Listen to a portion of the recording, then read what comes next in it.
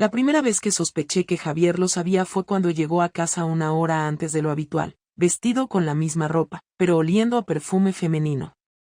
Y no era el mío. Ese detalle, tan insignificante en otro contexto, me dejó paralizada.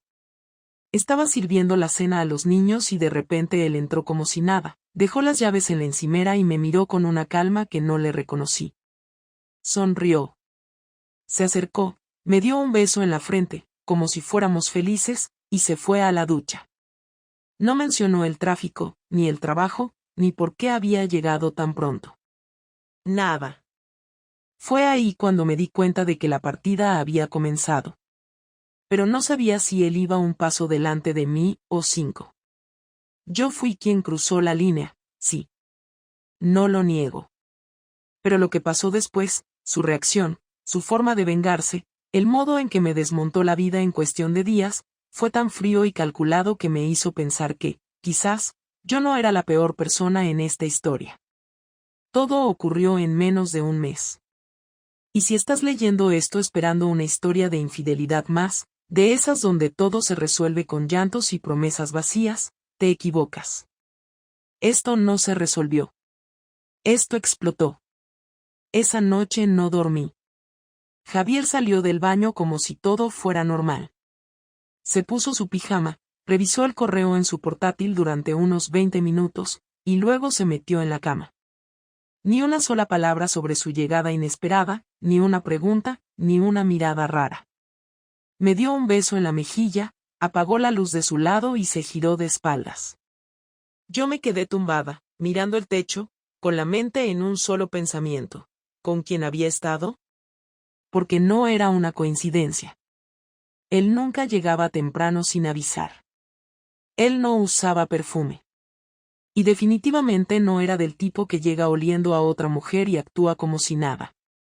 Durante los siguientes 3 días se comportó como si fuéramos la pareja más aburrida del mundo. No me ignoraba, pero tampoco me daba espacio. Se volvió eficiente. Correcto. Casi educado. No preguntaba cosas personales, no opinaba sobre nada. Se limitaba a estar. Y eso me incomodaba más que cualquier discusión. Los niños no notaban nada, pero yo sí. Yo notaba cada gesto suyo. Cómo me observaba cuando no me daba cuenta, como a veces parecía querer decir algo, pero no lo hacía. Y esa actitud solo confirmaba algo, sabía algo. No sabía cuánto, pero sabía. Y aún no había explotado. Yo, por dentro, me estaba quemando. El problema no era solo lo que había hecho, sino lo rápido que había perdido el control de la situación. Con Mateo, todo había sido algo físico al principio. Luego, poco a poco, se volvió más frecuente. Las excusas se volvieron más elaboradas. Yo era buena mintiendo, lo sabía, pero Javier no era tonto. Nunca lo fue. Lo subestimé por estar siempre metido en su rutina, por no ser celoso, por confiar demasiado en mí. Y ahora todo eso me estaba explotando en la cara. El jueves de esa semana, pasó algo que lo cambió todo. Javier me dijo que el sábado por la noche saldríamos a cenar solos. He reservado en Casa Lola, a las 9. Ya he hablado con Laura para que se quede con los niños. Me lo soltó mientras preparábamos el desayuno, sin mirarme, como si fuese una simple cita más. Yo asentí y me tragué el miedo. Porque en ese momento entendí que no quería cenar. Quería hablar. Llegó el sábado y me preparé como siempre. Maquillaje ligero, vestido negro, zapatos cómodos. Él me recogió en el coche y fuimos al restaurante en silencio. Pedimos vino, entrantes, y hablamos de tonterías. El servicio fue lento, como siempre, y él no tenía ninguna prisa. Yo tampoco. Ninguno quería ser el primero en empezar. Hasta que lo hizo. ¿Tú crees que una persona puede amar a alguien y aún así acostarse con otra? Me lo preguntó mientras jugaba con la servilleta, sin mirarme. Sentí que todo se detuvo alrededor. No respondí de inmediato. Ni siquiera me atreví a fingir sorpresa. Solo respiré hondo y dije lo único que se me ocurrió. Depende. ¿De qué?, preguntó. Su tono era plano, sin emoción.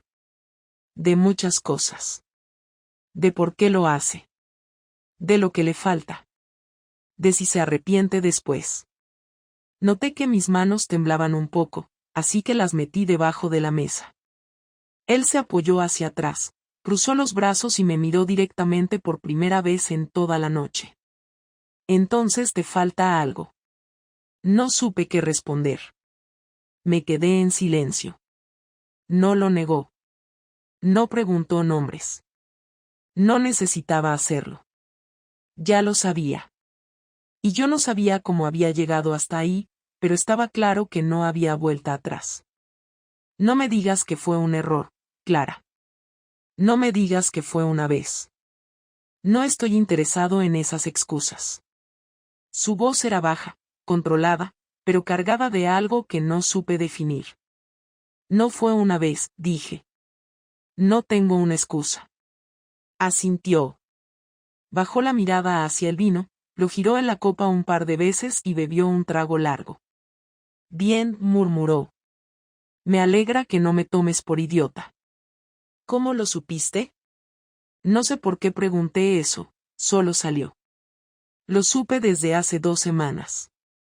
Me lo dijeron. No explicó quién. Después confirmé lo que tenía que confirmar. No necesitaba más. El resto, lo deduje. ¿Y por qué no dijiste nada?, pregunté, todavía en shock por su frialdad. Porque quería ver hasta dónde llegabas. Quería ver cuánto eras capaz de esconder, cuánto me subestimabas. Y créeme, Clara, te luciste. El camarero llegó en ese momento a preguntar si queríamos postre. Javier lo miró con una calma impresionante y dijo que sí, que él quería algo dulce. Yo rechacé. No podía tragar nada más. ¿Ahora qué?, le pregunté, sin saber qué esperar. Ahora vamos a terminar esta cena como si nada. Mañana hablamos. Y así lo hicimos. Comió su tarta como si estuviéramos celebrando un aniversario. Pagó la cuenta sin discutir. Me abrió la puerta del coche y me llevó de vuelta a casa. Al llegar, me dijo buenas noches, me dio un beso en la mejilla y se fue directo al sofá, donde durmió sin decir una palabra más. Esa noche no dormí otra vez. Pero esta vez, no era culpa mía solamente. La mañana siguiente empezó con el sonido de la cafetera. Javier se había levantado antes que yo, lo cual no era raro, pero esta vez no fue por costumbre. Yo me quedé en la cama, en silencio, esperando a que me llamara o subiera, pero no lo hizo.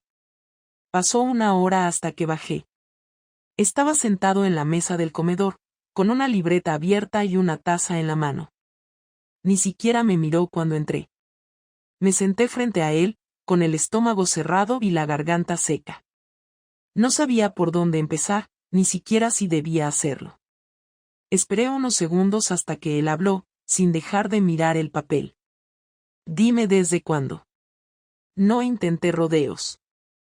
Sabía que no serviría de nada. Desde hace 2 meses. ¿Quién es? Un compañero del trabajo. Evité mirarle a los ojos, pero lo hice igual. Él asintió, como si ya supiera exactamente de quién se trataba.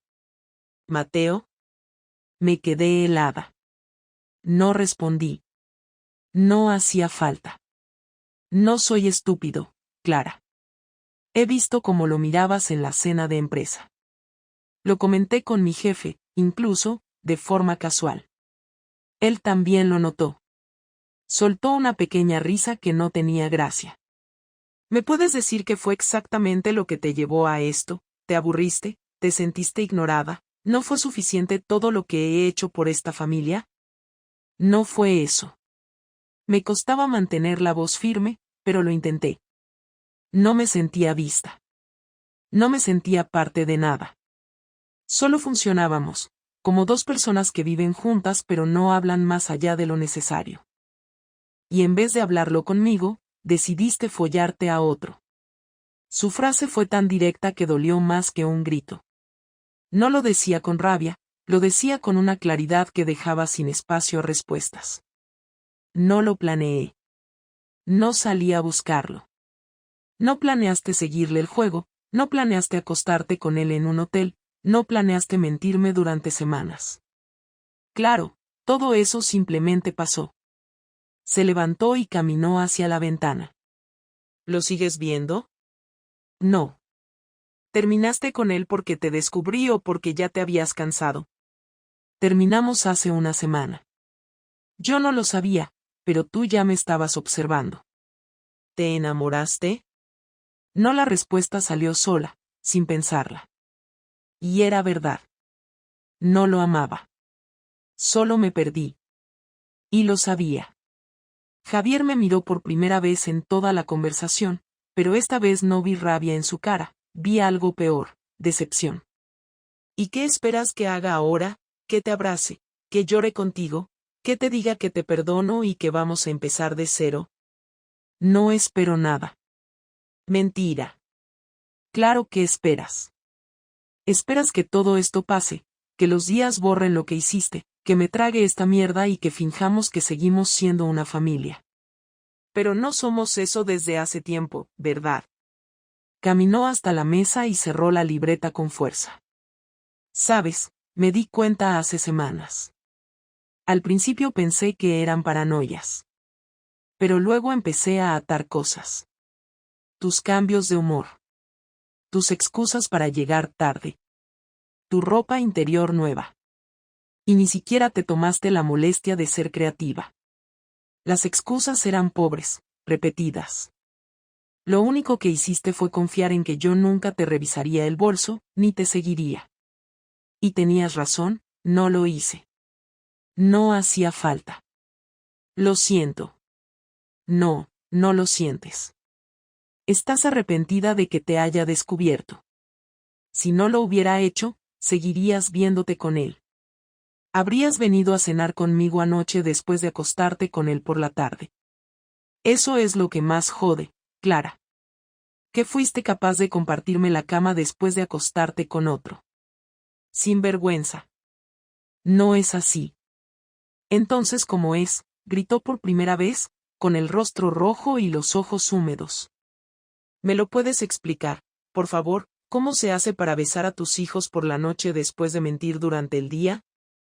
¿Cómo se duerme al lado del hombre que mantuvo esta casa en pie mientras tú te escondías para follar en hoteles baratos? No fueron hoteles baratos. La frase salió sin pensar, como si mi mente hubiese querido justificar algo que era imposible de defender. Él me miró con una expresión que jamás había visto. No era odio. Era algo más cruel, indiferencia. Gracias por la aclaración. Se giró y caminó hacia la escalera. No voy a hacer un escándalo por los niños. Ellos no tienen que enterarse de los detalles, al menos no todavía. Vamos a hacer esto con la cabeza fría. ¿Qué significa eso? Significa que voy a mover ficha. Ya está todo hablado con mi abogado.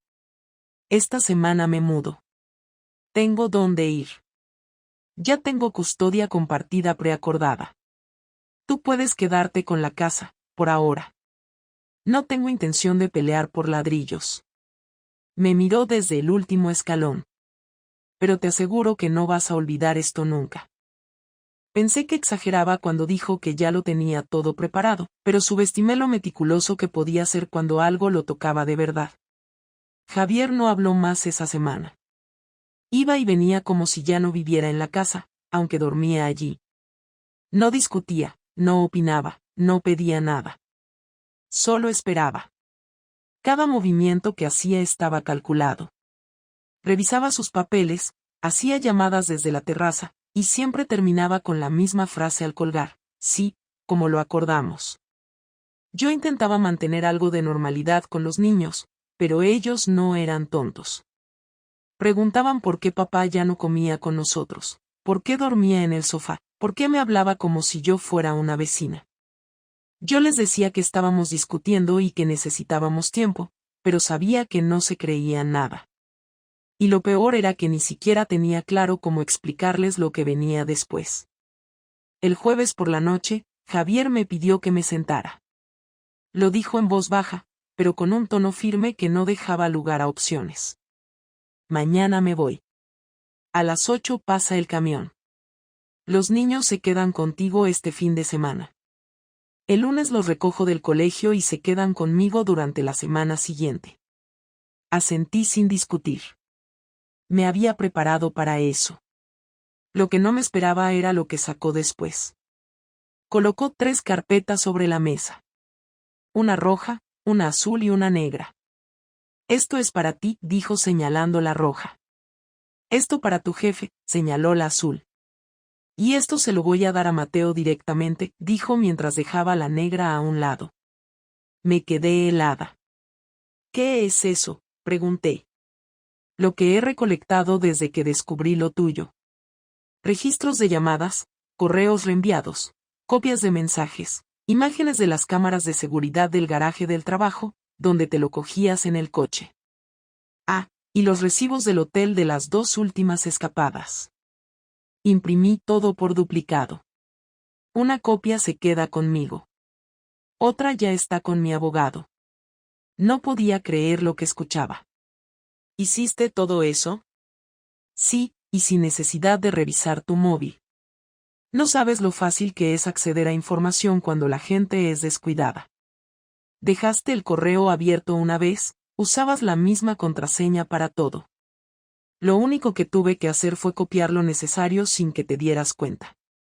El resto lo conseguí con un poco de lógica.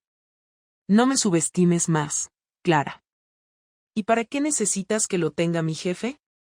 Porque tu empresa tiene una política de relaciones internas sin declarar. Y tú nunca informaste nada. Mateo es tu superior directo. Si te denuncio al Departamento de Recursos Humanos, lo más probable es que tú y él os quedéis sin trabajo. No lo haré si no me buscas más problemas. Pero si intentas pelear por algo, si usas a los niños, si hablas con sus padres, si cuentas una versión falsa de lo que pasó, lo envío todo. Y te aseguro que perderás más que esta casa. ¿Estás chantajeándome? No. Estoy protegiéndome. Porque aunque hayas sido tú la que destrozó esta familia, si yo muevo mal una pieza, a ojos de todos seré el malo. Tú seguirás siendo la madre abnegada, la mujer herida, la víctima. Y no lo voy a permitir. Estuve a punto de responderle con algo hiriente, de soltarle que también había fallado, que no me escuchaba, que había dejado de tocarme mucho antes de que Mateo apareciera, pero me callé. Porque por primera vez entendí que había cruzado una línea que no tenía retorno. Él no estaba siendo cruel. Estaba siendo lógico. Frío, sí. Implacable, también. Pero justo en su propia medida. Al día siguiente, llegaron 2 hombres con una furgoneta de mudanzas. Javier no dejó que yo me acercara mientras cargaban sus cosas. Los niños no estaban en casa porque los había llevado a dormir a casa de su madre la noche anterior. A las 10 en punto, la casa quedó en silencio. Él se acercó a la puerta, me miró por última vez y dijo, no me busques. Si necesitas algo sobre los niños, escríbelo. No me llames. No me expliques. Ya entendí todo lo que tenía que entender. Y se fue. Horas después, recibí un correo. Venía del departamento legal de la empresa. Me informaban de una investigación interna por conducta inapropiada. Alguien había entregado pruebas documentadas de una relación íntima entre una empleada de mi equipo y su superior directo, con posibles implicaciones legales y contractuales. Pedían mi colaboración. No mencionaban nombres, pero no hacía falta. Mateo también lo había recibido. Cuando logré hablar con él, estaba furioso. No conmigo, sino con la situación. Tu marido es un psicópata, dijo. Tu marido es inteligente, respondí. Más que los 2 juntos, al parecer. Me colgó sin despedirse. A la semana siguiente, él fue suspendido temporalmente. A mí me cambiaron de área y me quitaron el equipo. Mi salario bajó y me avisaron que, si la investigación no cerraba sin consecuencias legales, podría perder el empleo. Javier, por su parte, no dijo ni una palabra más. Mantenía a los niños contentos. Pagaba su parte puntual. No me bloqueó de ninguna red social, pero no volvió a etiquetarme en nada. No publicó indirectas. No buscó que nadie me señalara. Solo dejó que todo se fuera cayendo solo. Y lo hizo. Pasaron 3 semanas antes de volver a verle. 3 semanas en las que me moví como un autómata entre la oficina, la casa y el colegio de los niños. Mateo no volvió a llamarme y en la empresa lo mantuvieron en suspensión mientras decidían si lo despedían o no. A mí no me echaron, pero me colocaron en un puesto irrelevante, con tareas que podía hacer un becario. La gente me evitaba, no por el escándalo, porque oficialmente nadie sabía nada, sino porque el ambiente había cambiado. Ya no era la jefa respetada ni la compañera simpática. Era la mujer que ya no tenía poder. En casa todo era peor. Mis hijos preguntaban cada noche cuándo volvería papá. Yo les decía que él estaba en otro piso, que era temporal, que hablábamos para resolver las cosas. Mentira tras mentira. Me odiaba por tener que inventar, pero no sabía cómo explicarles algo que yo misma no terminaba de procesar. Finalmente, Javier me escribió. El mensaje era corto: tenemos que hablar. Mañana a las 6. Paso a buscarte. Solo tú. No era una invitación. Era una orden. Dudé si responder, pero no lo hice. Asentí frente al móvil como si pudiera verme, como si importara.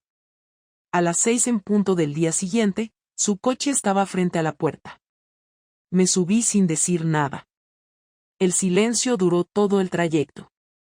No íbamos a ningún lugar especial, solo a una cafetería tranquila en las afueras. Él pidió un café solo, yo una infusión que no llegué a tocar. Pasaron unos minutos hasta que rompió el silencio. No sé exactamente por qué te pedí que vinieras, dijo mirando a la calle. Supongo que necesitaba cerrar esto de forma adulta. Sin abogados. Sin insultos. Solo tú y yo. Apreté la taza sin beber. Está bien. No estoy esperando que me pidas perdón. Ya lo hiciste. No sirve de nada. Su tono era seco, neutro, sin intención de herirme, pero sin espacio para la emoción. Quiero que hablemos sobre cómo vamos a organizar todo.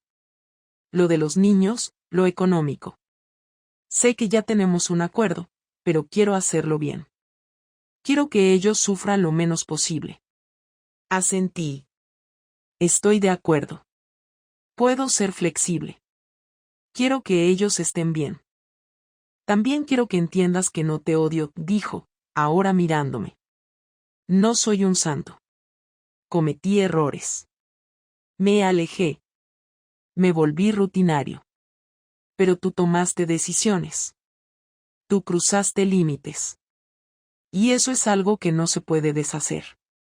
No lo hice para dañarte, respondí sin saber cómo sonar sincera sin parecer estúpida. Me equivoqué. Me dejé llevar. No pensé en las consecuencias. Sí lo hiciste. Pensaste que no te ibas a enterar nadie. Eso es pensar en las consecuencias, Clara. Solo que asumiste que las controlarías. La frase me dolió más que cualquier insulto. Porque era verdad. No fui valiente ni impulsiva. Fui cobarde y calculadora. Solo que mal. ¿Tú estás con alguien ahora?, pregunté sin pensarlo mucho. No, y no planeo estarlo pronto. No tengo la cabeza ni la energía. Quiero estar con mis hijos, tener paz. No quiero repetir esta historia con nadie más. Al menos no ahora. ¿Y yo? ¿Crees que puedo arreglar algo? No sé lo que tú puedes hacer. Eso tendrás que averiguarlo tú sola. Yo no estoy aquí para darte otra oportunidad ni para perdonarte oficialmente.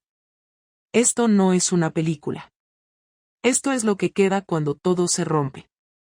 Se detuvo un segundo. Mira, quiero que tengas claro algo. Te voy a respetar como madre de mis hijos. No te voy a poner en contra de ellos.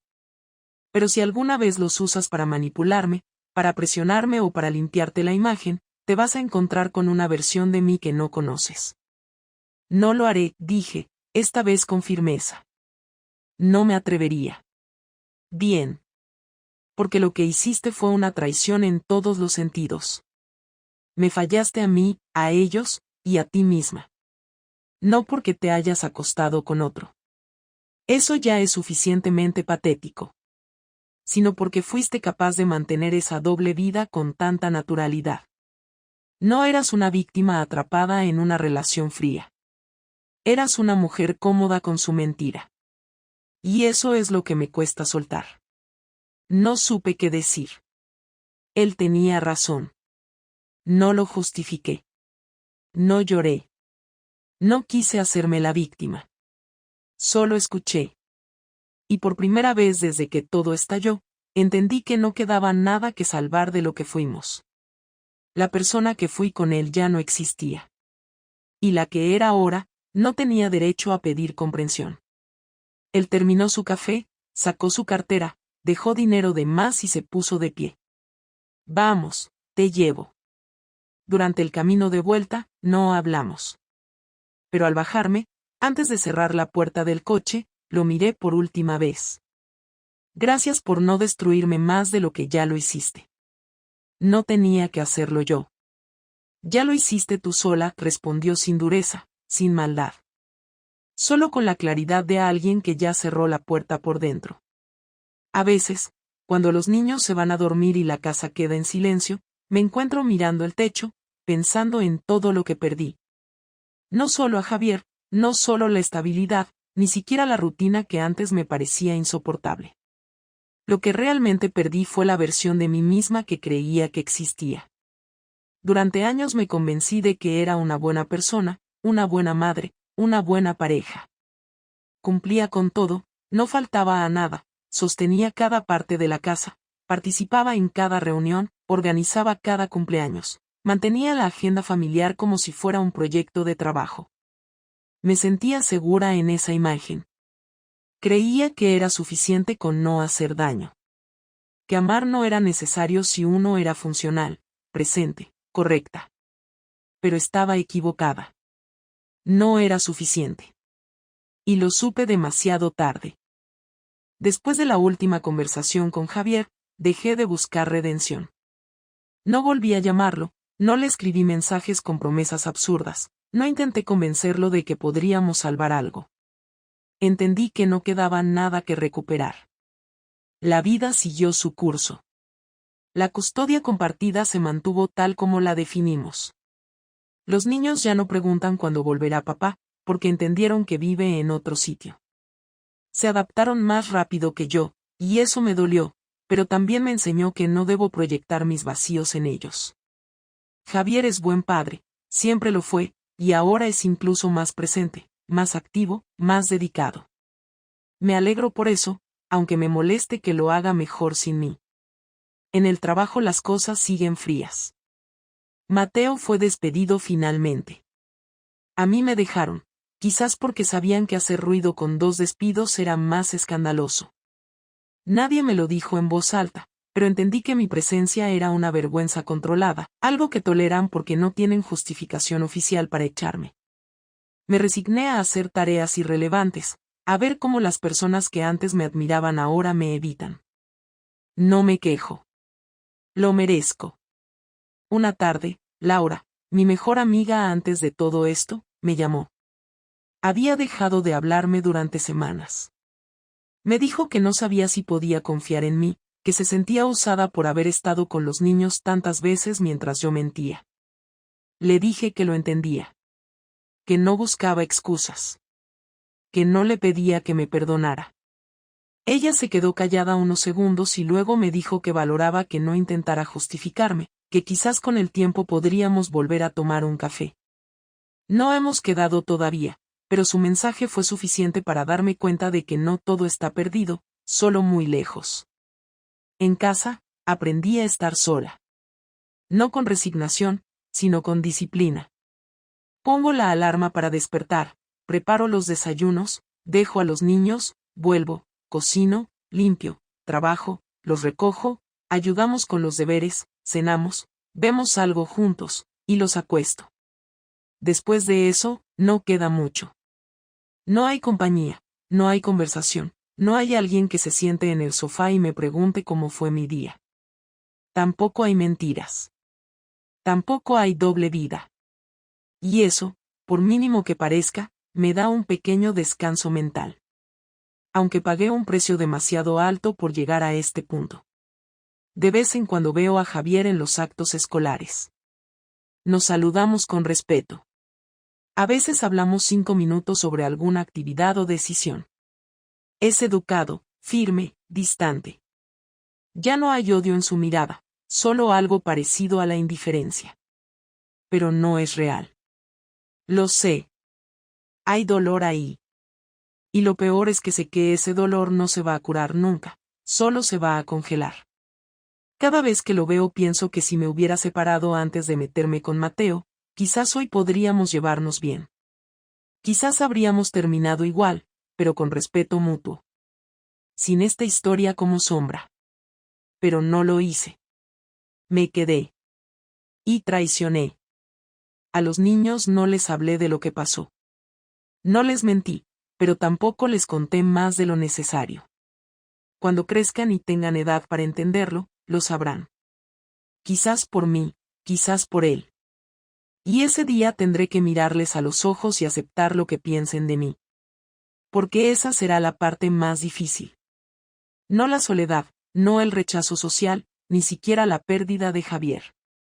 Lo más difícil será el juicio silencioso de tus propios hijos cuando entienden quién eres realmente. Estoy yendo a terapia. Me cuesta hablar de ciertas cosas. A veces me enojo con la psicóloga porque me hace preguntas que no sé responder. ¿Por qué Mateo?